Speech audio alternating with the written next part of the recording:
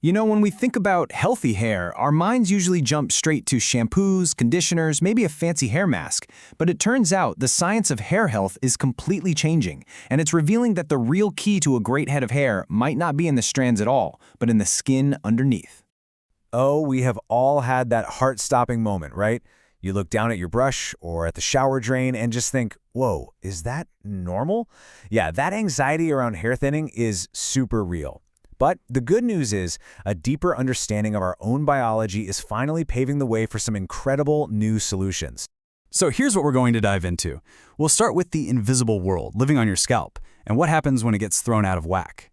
Then we'll look at how you can get that balance back. After that, we're jumping into a new hair loss treatment called braids, what makes it different, and what the future of hair care is really starting to look like. All right, first up, let's explore the absolute foundation of hair health, this invisible, living ecosystem that's on your scalp right now. You've definitely heard about the gut microbiome, right? How it impacts your digestion, your immune system, the whole shebang. Well, guess what? Your scalp has one too. It's this incredibly complex community of tiny organisms that, when everything is in balance, acts like a living, breathing shield for your skin and hair follicles. So what does this living shield actually do? Well, a healthy scalp microbiome is a serious multitasker. It helps regulate oil production so you're not too greasy or too dry. It keeps inflammation down, and it fights off the bad microbes that try to cause trouble. And maybe most importantly, it strengthens your skin barrier and supports your hair follicles, creating the absolute perfect environment for healthy hair to grow. But what happens when that perfect environment gets messed with? That's when you get something called dysbiosis, which is really just a fancy way of saying your scalp's entire ecosystem has been knocked completely out of balance. And the truth is, a lot of things in our modern lives can be pretty tough on this delicate microbial community, from the products we're told to use to the very air we breathe. Okay, the number one offender? Those super harsh shampoos with sulfates. They basically strip your scalp of everything, the good oils and the good bacteria. But it's not just that. Washing your hair too much, pollution, stress, even hormonal changes can all throw this system into total chaos. Heck, even just letting too much product buildup can create a playground for the bad microbes to take over. And when that imbalance happens, believe me, the consequences are anything but invisible. They show up in ways that are, well, probably frustratingly familiar to a lot of us.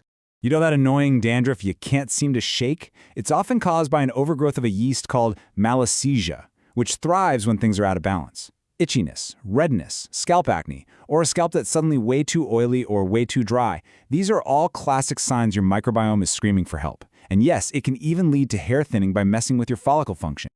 Okay, so that's the bad news. But here's the good news. We can absolutely take steps to fix this. It's all about making a shift, from attacking the scalp to actually nurturing its natural ecosystem. The single biggest change you can make is in the products you use. Think about it. Conventional hair care often uses a scorched earth approach with harsh detergents that wipe out everything. The new, smarter approach is all about being microbiome friendly. It means using gentle, pH-balanced cleansers that get rid of dirt and excess oil without destroying your scalp's precious defensive shield. So what should you actually be looking for on the label? It really boils down to two key types of ingredients. First, prebiotics. Think of these like fertilizer for your microbiome. They're food for all the good guys. And second, postbiotics. These are the amazing beneficial compounds that the good bacteria produce, and they help calm irritation and beef up your scalp's defenses. So, taking care of our scalp's biology is a huge leap forward for just about everyone's hair health. But let's switch gears. What about the really stubborn problems like hormonally driven hair loss?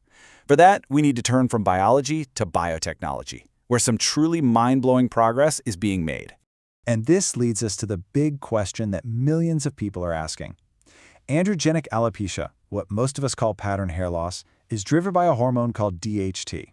It's a pesky byproduct of testosterone that basically shrinks hair follicles over time.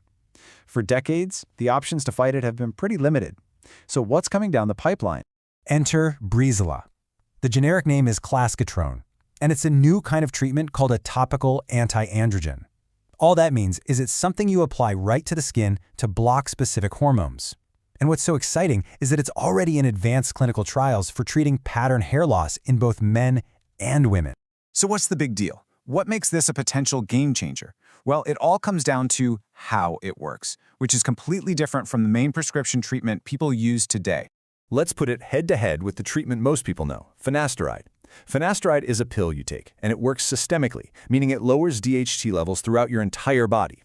Breezula, on the other hand, is a topical solution you put directly on your scalp. It works locally. It doesn't nuke your body's overall DHT. It just acts like a shield, physically blocking DHT from attaching to the receptors in your hair follicles, right where the problem is.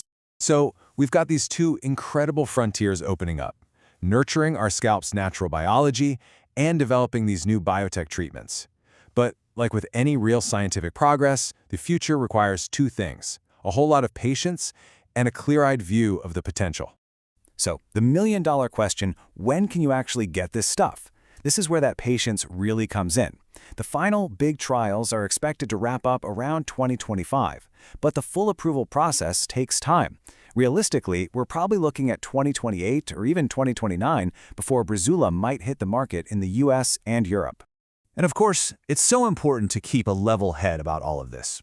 As Dr. Knox Beasley points out, while the potential is really exciting, we still need more published, peer-reviewed data to know for sure what kind of impact it'll have.